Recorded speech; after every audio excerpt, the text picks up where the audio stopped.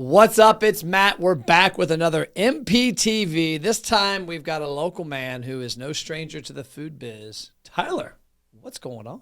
How are you? I'm amazing. Thank you. Good to be here. I do hate doing these stand-up ones with somebody taller, though. Yeah. Because I when you say how are I, well, I'm not as tall as you. So I do need to I can get down to the mic a little closer. Slouch down. So for the audience on their phones and on internet land, tell them who you are and what business you're with. So I am a partner and CEO of Campfire Foods, as Matt indicated, a local food company here in Cincinnati. We operate several different lines of business, from food manufacturing, distribution, into retail markets, as well as catering services, and we also own and operate a food hall in Cincinnati called Oakley Kitchen. Can get into way more detail, but we're a small but mighty company into a lot of different areas of moving food around, producing food, giving opportunities to local entrepreneurs to live out their dreams, and whether that be restaurant, food production, or catering as well. Yeah, the food hall's badass. Thank you. And it's got to be, is that the only one in Cincinnati? No, there is another one downtown. Kroger has. Oh, they got that. Yeah, I kind of consider it the same as you guys, though. You guys have a legit, I don't know, just cool place to go, hang out, eat food. Ours is unique. It encapsulates several different features that are kind of unique. Or I should say every food hall is unique and has its own kind of soul, if you will. Ours, not only is it 8 different restaurant kitchens, our commissary of Campfire Foods, but we have a marketplace for local food producers. There's a bar, as well as about a 9,000 square foot event space upstairs. Yep. So you can really stretch out. Great for bringing your kids and letting them run around. As you or I would maybe want pizza, or maybe get some Indian food, or Hawaiian, or Middle Eastern, barbecue. You name it. We've got a lot of options there. So it is unique. To Cincinnati, we are lucky in the fact that our food scene is really vibrant. We've got a lot of great entrepreneurs in the area, great partners like 3CDC that give those entrepreneurs opportunities. But we also have some new food halls coming, not ones that we're partnered with, but some neat things that, whether it's MedPace or over in Rookwood area, that's getting built out. So new things to come. It's a cool concept. I've seen them around, and the ones I've seen, which like you mentioned, the Kroger one, those are more food court to me, because it's there to serve a purpose of all the office buildings, and yours is where somebody's maybe up there can go in there, get a beer, like you say. Hey, I don't want pizza. Well, I don't want barbecue. Hey, I don't want Korean. Hey, I don't want Hawaiian. And everybody goes in there, which is unique. But what I love about it also, when I first saw it, that upstairs, I don't know how old that building is, but that floor is unbelievable. So that building was built in 1936. Okay. For its original purpose was a bakery for Grace Rush Fruitcake Company. And a local lady built this business, operated into the 1980s, to where it was purchased then, and I believe moved to Wisconsin. But that floor upstairs is the original floor, and you can see some of the tiger striping, and it's really beautiful. And that's, to me, what separates a lot of businesses, because so many restaurants I go into are white drywall and branded colors and cool graphics on the wall, but a floor like that, there's history, and you can look at it, and it's just, to me, it marvels me, and it's something that sets apart an interior of a business than what a lot of, you can't make that up for the most part. And serendipitously, our colors. Colors are the same, I know, Orange right? and blue. It's like we knew each other before we knew each other. It's like, I remember when you were on Instagram posting all the early pictures, and when I first saw it, I'm like, hey, this guy's got good taste. So how did you get the idea for the food hall? Because I know your background is in the catering space with Campfire and helping cater events and things like that, and helping, I guess, restaurants cater as well. How did you come up with the idea? What was the motivation behind the food hall? So we needed a commissary to manufacture our retail products. Okay. And that was a growing business for us, and still is, and it's a great business for us to have. But at the time, when we looked at that facility, our needs, along with kind of what we thought the use of that building should be, and kind of where we saw the future of our organization as far as adding in commercial services to other businesses. That would be a great incubator spot for those food entrepreneurs to come in and say, hey, my dream is to have a brick and mortar restaurant someday, but right now I'm a chef at a local restaurant and I got to get out there and make this happen. That story is something that we love to see and would love to see that actually going on. And we've had our one of our first tenants, he actually did that. Their operation in Oakley Kitchen is called Jimmy Lou's. Okay. And he just opened, his name's Jeff Harris, great chef from down south in the New Orleans area. And now he just opened downtown a restaurant called Nola. So, and that has tremendous food. So hope everybody that's listening gets a chance to go meet Jeff. But great food, and and that's the kind of success stories that we'll see continue to come out of Oakley Kitchen. And my other partners and myself, as we've had great opportunities come our way with our food business, we kind of wanted to give that back and help generate that momentum, and then help those folks along the way. That's pretty awesome. Yeah, I know and it's like I think you mentioned food incubator because you've got probably, I would imagine, a fair number of people out there who are kind of like the garage brewers, the person that knows how to smoke some badass barbecue or has a cool food truck or food trailer. But that's a big jump to go from that to brick and mortar, especially when they've got. I had a guy recently tell me that he actually kind of struggled with it, where he went from a food truck to a kitchen, where all of a sudden he was used to cooking on this 4-foot wide grill. And now he's got like 30 feet, all this room that he had to kind of figure out, how he was going to do what he was doing. Yeah, it's a challenge for somebody to work for themselves, start their own business, as you know. Yeah. And all the things that come with it, and it's nice to have some collective tasks taken care of. So in our food hall, and a lot of food halls, things that are essential services, from towel service to cleaning to some front of house staff to not worrying about dealing with the landscaping and snow shoveling, all those little things that sounds great when you're really wanting to make food and serve customers, but the back end, right? So sharing that across your 8 neighbors, 9 neighbors, and then having business opportunities like the event space upstairs are great positives as well. And all those costs are the things you don't think about. I remember when we first opened our boat dealership, and I went from corporate radio to working in our dealership completely. Mm-hmm. And now you appreciate that $80,000 copier they had. They're like, I want that. And they go, it costs this. Well, never mind. What about this? It reminds me, I went to the circus the one time, and I walked up and I say, I'll take 3 cotton candies. They're like, that's $32. And I was like looking for the guy around me like, well, no, I want 3 cotton candies, not 40. And he's like, well, that's what they cost. And you start to appreciate the stuff when you start to pay for it, especially me with kids. Ordering one item, now you got to order 5. You're like, shit, dinner's expensive. Yeah, the little guys, they don't tell you that, right? But we were talking about before we came in here with regards to the restaurant business and where it's at, because our company's grown a lot, but even though we've had massive growth, we've been hampered because a lot of our restaurant clients are hampered with labor shortages and all that good stuff. And one of the things I talked to a friend the other day about, he said, restaurants were 2 years ago, restaurants were 20 years behind on technology. And when the pandemic hit, and a lot of them had to go, oh, shit, you can do online ordering. Or, hey, people will order from their phone.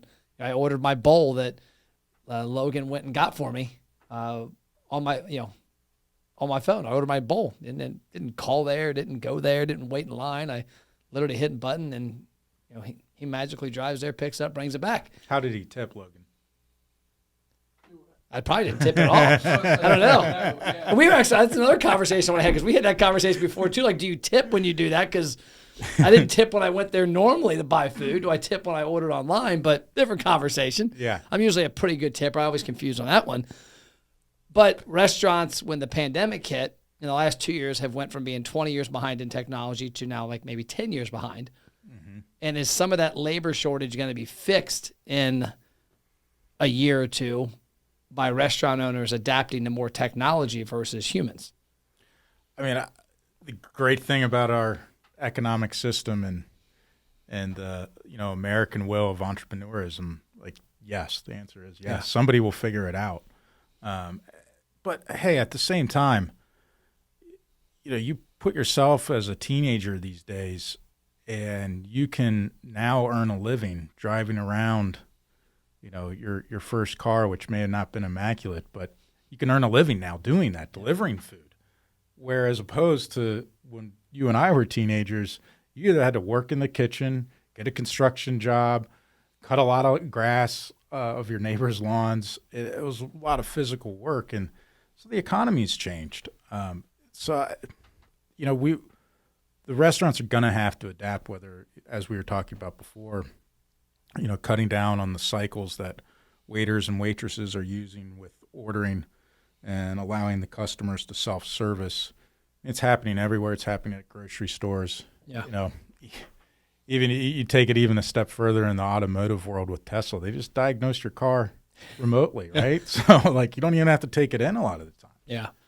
Which is great. So, I mean, that technology that we're using is helping us save costs. And I think other restaurants, if you're not looking at it, you're probably leaving money on the table, or you're leaving a segment of the customers that have become, accustomed to ordering this way. Yeah. I mean, I know friends that they order on any of the delivery apps multiple times a week for various reasons, and they almost don't go back to the restaurants. Grocery shopping, same way. A lot of people do the click list or home delivery, whether that's through Kroger, Walmart, Yep. Amazon. So, that flood of change is here to stay.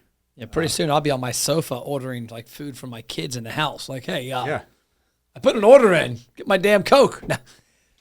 We're still waiting for the Back to the Future pizza, right? Yeah. And you push the button. But it comes out. Yeah. The thing to me also is just the fact that it reminds me back to websites. So back in 2008, 2009, 2010, when I started our company and we were doing consulting, I would consult with businesses, and one of the biggest things back then was websites. And so many people, websites were so expensive back then. Now you can get them for a couple $100. But back then, there were people spending 20, 30 grand on websites, which I thought was ludicrous. But I would tell restaurants, even any business, you need to look at the big boys. Look at what Walmart's website looks like. Look at Nike. Look at Target, whatever, because that's what your customers are accustomed to seeing. They don't. Was it what I'm looking for? Delineate between you and them. You're all the same. Yeah. And so if I go to your website and it's left bar navigation like back in the day, and every website they go to is top of the bar, top navigation, something's wrong. And it's the same way with food. I talked to a restaurant today who's got 2 locations, pizza brand, really, food looks amazing. That's the tough part of my job, is when you talk to people about food all damn day, like I'm hungry like 30 times, like a pregnant woman. Thank goodness I have some semblance of self-control. But I was talking to him, he has no online ordering. And to him, he was like, maybe. I'm like, well, if your customers are ordering online, I mean, he's a pizza place. That even cracked me up because, they were the early ones to online order. But I'm like, if you're not doing that, at some point, your customers are going to compare your experience as, it's too much of a headache. I got to go in. I got to call. I got to do this. And, you mentioned America. We also have something, we all get, we become lazy on accident with certain things. It's like me. If I had to go to Better Blend and wait, I don't even lose my mind. I used to go there 2 years ago before the pandemic. I'd walk in and be like, hey, let me get an orange dreamsicle. That was my jam. Ironic, orange, and they actually can't get it anymore, the product, which is kind of mad. But I'd walk in, I'd order it, and I'd wait behind 10 people, and 5 minutes later, I'd get my shake and drink it and leave. Well, now I just literally go on my phone, drive my car there, walk in, grab it, and leave. Yeah, it's great. And so it's at some point, I think consumers are going to demand that businesses, you got to look like everybody else. You have to give everybody the option. Building your omnichannel, right? Yep. Those key buzzwords. But you really have to give people that option of ordering the way that they want to order, or checking out the way that they want to check out. paying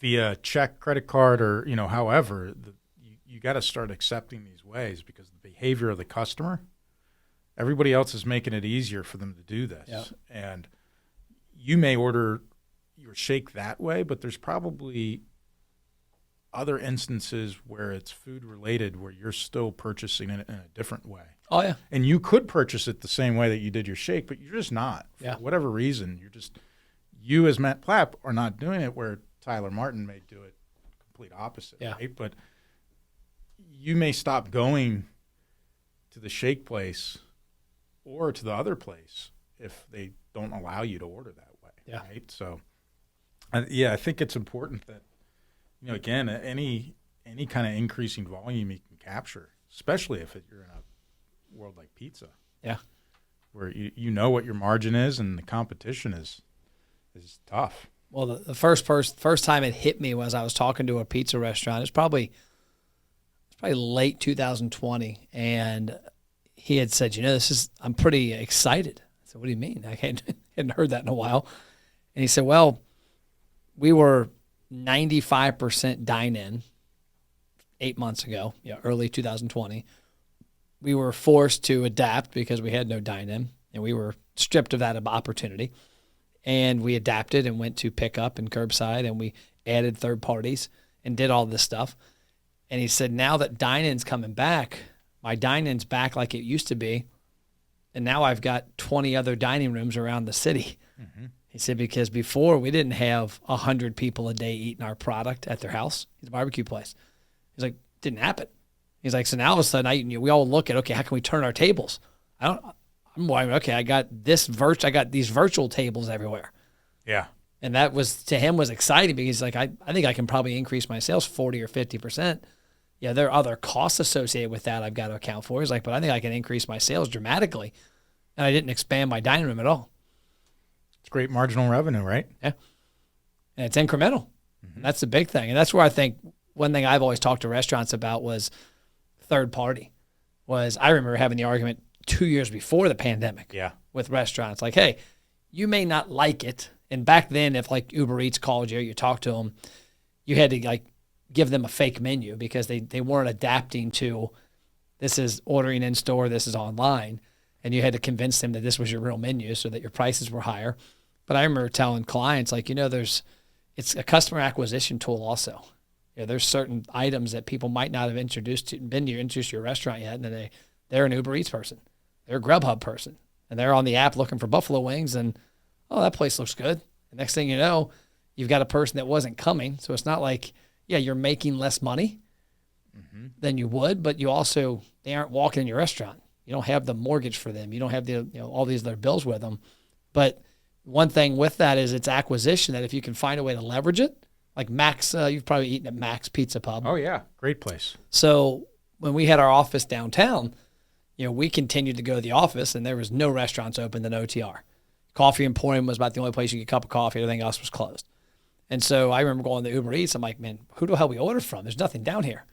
I went on Uber Eats, and there's Max. And I'm like, oh, sweet, Max. I knew it from Covington, but I think we were ordering from the Cincinnati one. So I ordered. We got pizza and wings, me and Doug. Ordered way too much because it all looked so damn good. And it comes in, and I untie the bag and open it up, and there's a Post-it on the top. It says, thanks for your order, Matt. By the way, we deliver for free. Here's our number. We ordered every Wednesday for 6 months and never ordered through Uber Eats again. Just because of that nice touch. Just because of that note and just the information. So, I've told restaurants, they acquired us from there, but then they pulled us into a different place. Now, every restaurant doesn't have delivery like that, but smart on their part. Yeah, really smart.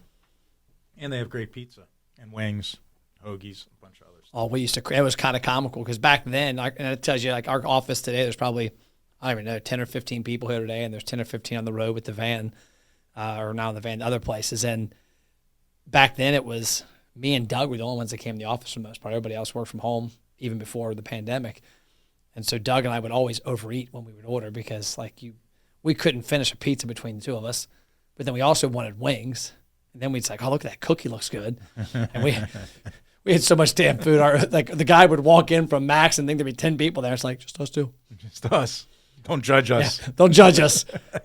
What did you learn? What are some of your takeaways for your business that you're applying? That, I mean, you were already a pretty tech savvy guy before. The Uber Eats example is a great example, in that we saw, weird customer behavior too, but things that, when you put in like a deeper, like, study the economic behavior of how people make purchasing decisions.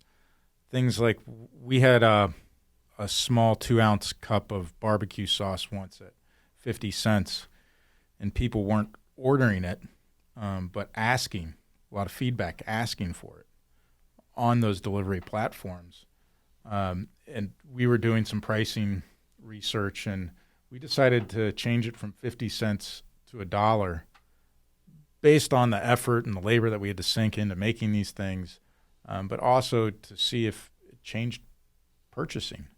And it went up like 200%. People would start buying this little barbecue sauce at $1 versus 50 cents. Yeah, and then like other weird things would be, people would just order, one side of macaroni and cheese, and that's all they would order. But at the same time, if you really wanted that and that was your comfort, then why not, right? Like, you have free delivery, and I'm going to spend the money no matter what. Oh. Yeah, I order more. I find myself, when I order online, I order more stupid shit than I would in-house, because, like, if I go, just use barley corns as an example. If I go to barley corns, you eat there much, by the way? You're eating there? I have. I enjoy it, but I don't eat there that much. Yeah, their dock-style wings are so good. Their blue cheese is legit, but now I'm hungry, so it might be dinner tonight. My wife's got a PTA or something, so me and my son have to go there. There you go, barley corns. Yeah. So we had, when I would go there before the pandemic, we'd go in and sit down, and we'd get some cheese sticks, and then we'd order our food. And we never ordered dessert because you get done and you're stuffed. Yeah. Well, I found myself, when they got shut down for no dining, that I'm ordering on their website, which they used, I think it was Aloha, and it was a terrible platform, but we still figured it out. It was the most cumbersome one I'd ever seen. And I would find myself like, hell yeah, dessert looks good, because I hadn't eaten yet. So I wasn't full. Plus, I know it's going to be at my house. So I'm like, well, if I got extra, I'm not. Put it in the fridge. Yeah, I'm not a big guy for taking stuff from the restaurants, because I always leave it in the car. And like a week later, I'm wondering what happened in the back seat. And, it's the food. But I found myself on digital experiences, like even like Papa John's. My daughter, for whatever weird-ass reason, her jam is Papa John's pizza. Not like all the good local stuff, but Papa John's.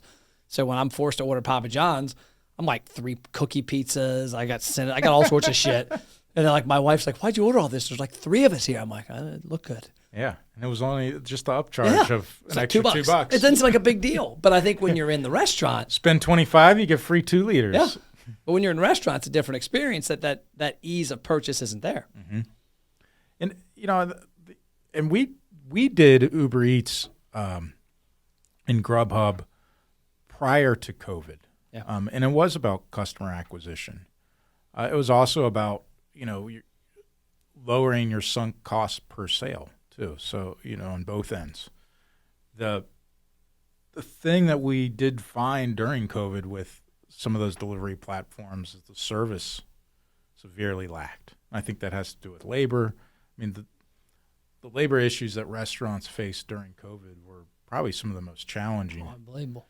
And then, just dealing with, from my experience, hey, we're local, but if you were a multi-unit franchise, the legalities that you had to deal with as you cross state lines, and how you operate your business, and maybe a great profitable business that you had, say in one state, you got to shut it down because you just can't even operate within those means. And I think we're really lucky that where we live, our governments tried to keep things level going without knowing how bad it was going to get.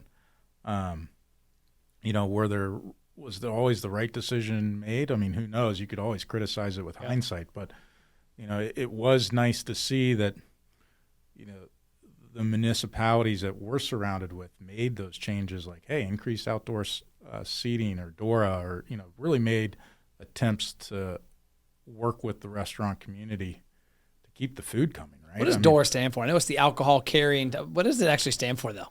It is an acronym. Because I think of like Dora the Explorer, Boots Where's and her map? And Where's the backpack? I forget what it stands for, but it's recreational alcohol. I don't know. I just that was a big designated outdoor something. That might be what it is. Designated outdoor recreational alcohol. I know that was a big thing because I was talking to a guy yesterday about it. Was that where is his restaurant at? He was in Akron, Ohio. We talked about it up there. I said, we knew about it down here because of 4th Street Live in Louisville.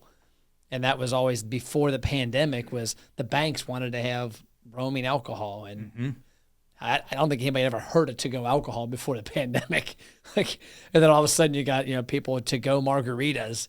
And so that was unique because I think that even though I didn't agree with the majority of the restrictions put on restaurants with regards to the pandemic, especially when you had grocery companies 20 feet behind a barbecue joint that had people bebopping everywhere, sneezing and coughing, but you couldn't go into a restaurant and get food. You had to wait at the curb. But with regards to the one thing I will say the governments did was they looked and said, okay, they're screwed here. How can we make up for it? Yeah. And that a lot of them did because, now most of the places I know about nationwide are keeping it. I think Arizona just passed some big law with regards to-go alcohol. And it's one client we have out there that does boozy shakes. They're an ice cream, cookie dough place, ice cream shop that now they can do boozy shakes to go. And they're in a cool area where that 25-year-old will go to a fancy dinner, then go down and get a boozy cookie dough milkshake and walk around the strip. We needed to go there for this interview. Dude, that stuff puts me in a bad place. The cookie dough is so good. You ever go to the Parlor downtown? Yeah, it's awesome. I actually fell asleep during a meeting after that. I got it. And me and Luis and another guy are in my office, and we were in OTR, and we would walk over there occasionally. And I had the cookie dough, and we came back, and Luis is like, dude, within 5 minutes, you were asleep.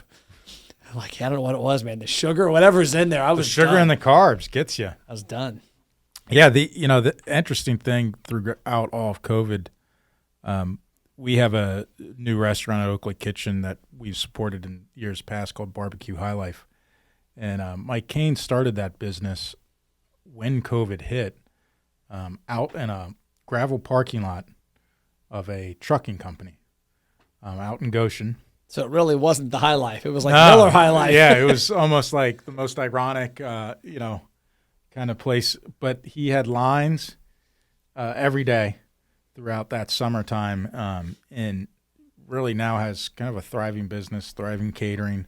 But that was an adjustment that when I would be driving around for our Kroger retail business, you would see, downtown Cincinnati quiet.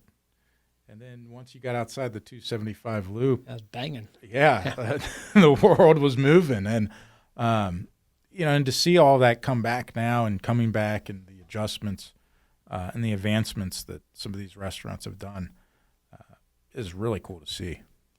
And, however we can help get that done, I think, that's our goal at the end of the day. Make advancements. Like Darren told me the other day, he's like, we were 20 years behind 2 years ago. Now we're 10 years. And maybe in 12 months or 2 years, 24 months, we'll be up to speed because, I look at it from a marketing standpoint. I'm amazed at the number of businesses. Like I'll tell a restaurant, you realize with a couple clicks of a button, our company could have your marketing operating like what you see on Amazon. I'm like, what do you mean? I'm like, well, how you go to Amazon and you look at this and then you don't buy it. And then the next day you get a reminder and then there's all, I'm like, that's available to you. It's not hard. And granted, you're a restaurateur, we're marketing people, but that's what it all comes down to awareness. You've got to adapt to 2022 because so many businesses outside the restaurant business still are old as shit with how they market their companies or how they, take in data for their business. Yeah, no, you need to, and we live in a time where you have the ability to do so. So why wouldn't you, right? Unbelievable.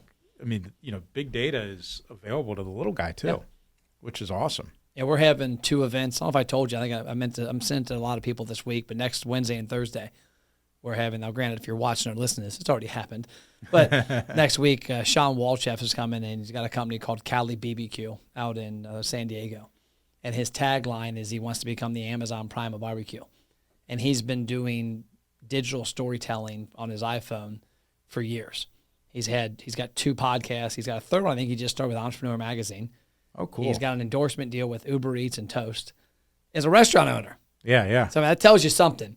But he's flying in town because he's now going to be endorsing America's Best Restaurants in our company. But he's coming in town, and Wednesday from 10 to noon, we're doing a podcast webinar or a seminar in the basement, the lower level. And then Thursday, 10 to noon, we're doing a storytelling from your phone. And that's the big thing with me is like, I don't know anybody. I know Sean is the only person I know in the restaurant space that has a podcast. Like, this isn't $1 million to do this. Yeah. I mean, it's $1,000 camera setup, a couple $1,000 audio. And Logan. I mean, he's a different story. He might be here. We might have kidnapped him now. But it's not hard to do, even if you do this on the cheap. Yeah. And at the end of the day, it's all about getting in people's phones. How can you get in their phone? And I had a restaurant I talked to a week ago who's got a bunch of restaurants, and he doesn't understand that. Like, why would somebody listen to me on a podcast? Like, dude, you've built a brand from 0 to 80 locations. That's intriguing as shit. Yeah, how you did it and your story and plus the challenges. You've got a cool brand. Plus you've got vendors. Plus you have connections, and you've got all this cool stuff you could be talking about. And whether it's audio or video or both, it's in somebody's phone. And next thing you know, it goes from 10 people listening to 1,000 people. I had a week 2 weeks ago where a podcast I did with a company called Hillcrest Foods up in Cleveland. They're an independent. They only distribute to independent operators. Mm-hmm. I did a podcast with them up there, and then we came back, chopped it up like we do, and distributed it. And I'm little tiny Matt Plapp. I'm nothing major with regards like this, 100+ restaurant chain. That podcast, the main podcast, the audio, the chopped up pieces, everything, was almost 800,000 video views and engagements across all the platforms in 2 weeks. I mean, so when you look at that escalation, right, of touches and just imprints, why wouldn't you do it, right? Oh, so, I mean, but to your comment about Sean, the input that a lot of people watch, right, just for pure entertainment reasons. I mean, quick story: my children don't even watch TV anymore. Yep, it's all digital How old are your media. Kids? 10 and 9. Okay. So, a lot of YouTube. Damn, I'm old. I got what is Cole? Cole just turned 18 and a 19-year-old. Yeah. How's it feel? It feels great. Good. Because, I hope, I love my kids, but, I hope they can start cutting the grass soon. Yeah. That's going to be a good day. But no, it's just, how the media is consumed today and what people are interested in. My daughter is interested in things that, a lot of weather videos and storm chasing that are people that are just uploading their experiences. Yeah. So it's, the eyeballs of what that is. So if you can get your brand name out there, and to your point about the low cost of entry to do so. It's almost free. Like you could literally take your iPhone out. I think Libsyn's like $20 a month. It's a platform you can plug up. Me and you could do this on an iPhone with a little tripod, talk the same shit we're talking. Wouldn't look as good, wouldn't sound as good.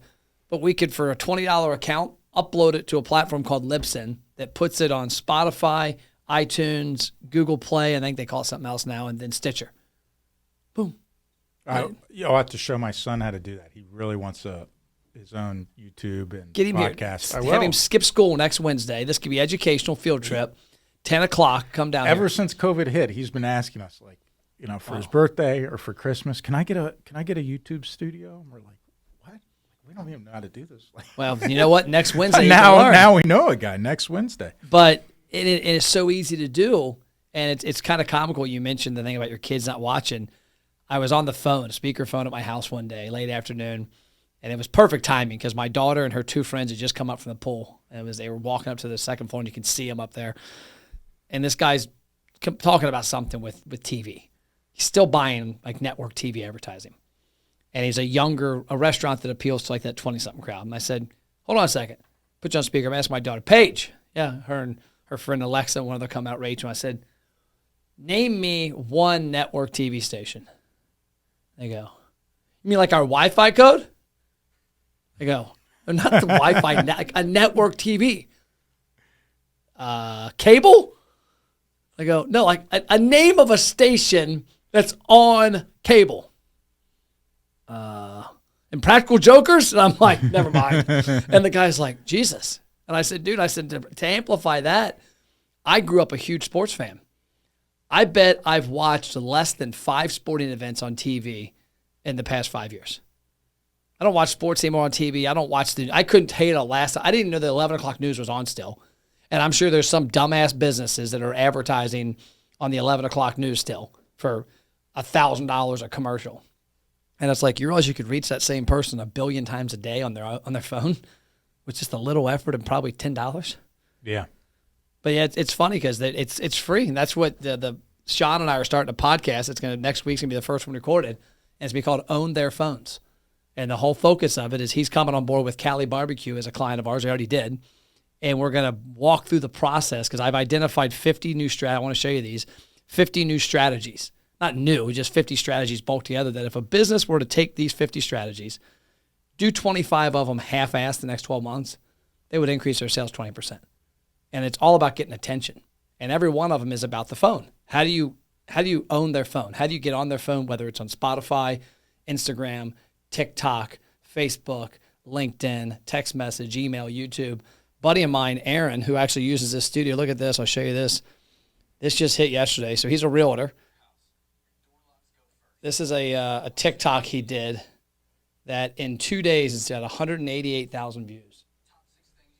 15,000 people liked it. 72 people commented. 366 shared it. Well, and that's, he ultimately is, he's in real estate, right? So his face is his brand and he's marketing, but he's giving information, right? He's providing, a nice service for free of advice, which maybe some people don't know. Yeah. And outside of the fact, change your locks. And outside of the fact, he pays we have a division called Deep Work Studios here that he pays to help him create the content.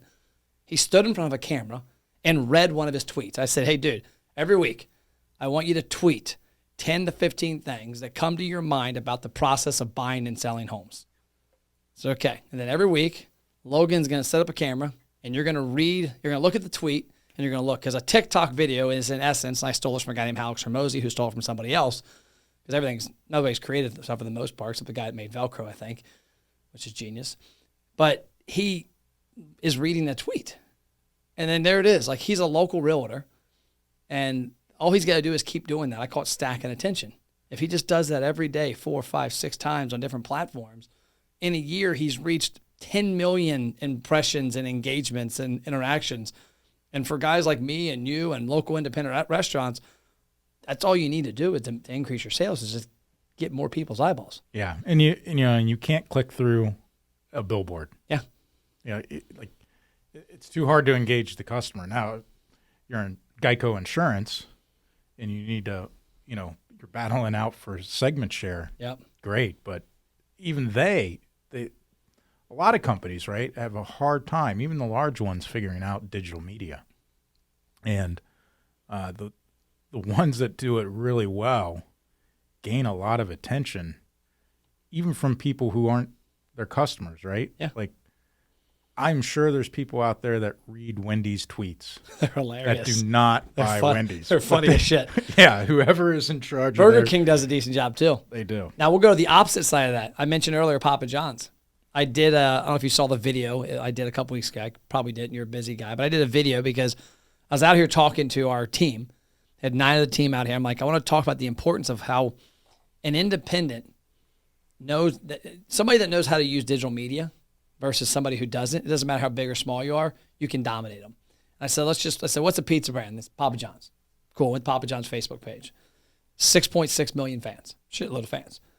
And I said, we're going to go to one of their posts. We're going to look at their engagements. Now, we're then going to go to Basilio's Pizza, a restaurant up in Minnesota that listens to us. We give them advice, and they do it. Hey, make a video like this. Do this. Put this on there. They listen. They don't put the same cookie-cutter bull crap on Facebook like a lot of companies do. And I said, we're going to be able to look at it and say, hey, look, Papa John's has 1,500. I think the number is because it's 4,600 to 6.6 million. It's like 1,500 times more fans. So we'll be able to narrow that down and show the level playing field. Well, I pull up both their pages. Basilio's average post has more likes, comments, and shares than Papa John's does, even at 6.6 million. They both average about 100 engagements per post. And I'm like, hold on. Papa John's has 6.6 million followers. and only 100 people are engaging? I mean, that's ludicrous. Delete the page. And the reason is they're using the medium wrong, and Facebook's the pay to play. If you're going to put advertisements on here, good, write us a check. Well, credit card. If you're not going to put advertisements and you're going to put content that people engage with, we'll show it to people the more they engage. And that's why that TikTok got popular. That Aaron's one TikTok was 500, the other one's almost 200,000 people. It's because he said something that people liked, and it wasn't selling, it was informative, and they engaged in it. And the more people engage, it's just a snowball going down a hill. And they need more Shaq at the end of the day. Shaq's awesome. I mean, that's how you can get your engagement up. Just call up your, is he the chairman? I don't think he's just a franchise owner. Well, he's on the board, I think, too. Yeah, but I know he owns a bunch of locations. Yeah. So I write down most days, I try to do every day, but most days I write down 17 goals. My 17th goal is live like Shaq. You got to grow. Well, the context behind it, you ever seen this shit? You ever follow Shaq online? He's awesome. He's hilarious, and he's great. Like, I've watched so many things where he, like one day he went up to Walmart. You know, when he bought all the layaway, and then I'm watching another, and he does it all the time, like other people video, not him, where he walks up and he sees like, "What's up, little man?" The guy's like, "Oh, I'm looking at a bike. You like basketball? Yeah. You gonna get this bike? Yeah, my dad said we don't have any money. I got you, bro." And then like that would be the ultimate, to have that kind of FU money, to be able to make an impact like that on people. Or just buy Twitter, right? That's a lot of money. Twitter? Yeah. What did Elon pay? $44 billion. Did he end up buying it? Yeah. Yeah. Well, it's going to go through. Okay, because I knew he was doing it. It hasn't gone through yet. Did you see the tweet he had the other day? He's been on fire. He was going to buy Chick-fil-A and open it on Sundays. Yeah. Or the cocaine back in Coke. Oh yes, I saw that. Tweeted that out. Some of them I wondered if they were real, but I'm guessing. Which is interesting that the world's wealthiest man has a sense of humor of a 14-year-old boy. Well, that's me. I won't be the world's wealthiest male. Maybe I will at one point, but I plan on still being the same dumbass. All you have to do is build rockets that go to Mars, and you have a chance. You good at that? Okay. Will you invest in that? Oh, heck yeah. Okay. You heard that. It's on tape. Well, cool. That's all we got. All righty. I appreciate you coming by. Hey, thank you, Matt. Thank you, sir. It's been great. And if you're out there and you want to hear more intriguing episodes like this, make sure you check out MPTV.watch. You can watch or listen to MPTV and all the gold that Matt drops with his guests. Shameless plug for myself there. See you next episode.